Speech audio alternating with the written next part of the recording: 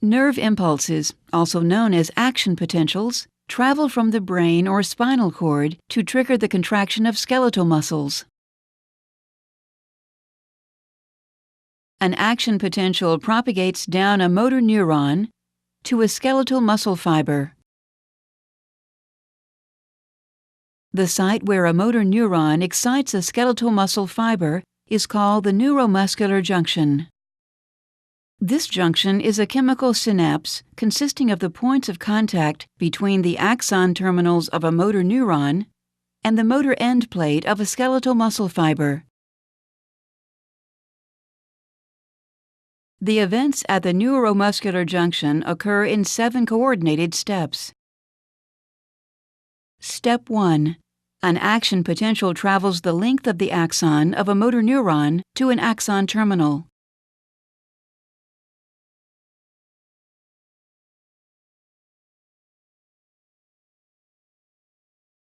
Step 2. Voltage-gated calcium channels open and calcium ions diffuse into the terminal. Step 3.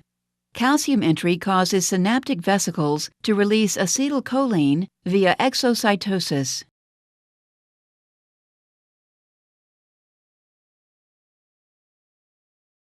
Step 4.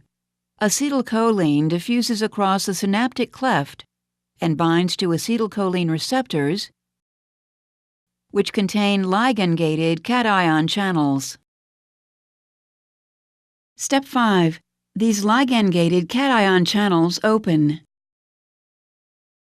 Step 6.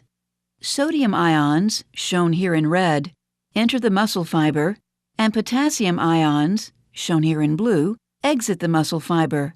The greater inward flux of sodium ions relative to the outward flux of potassium ions causes the membrane potential to become less negative. Step 7. Once the membrane potential reaches a threshold value, an action potential propagates along the sarcolemma.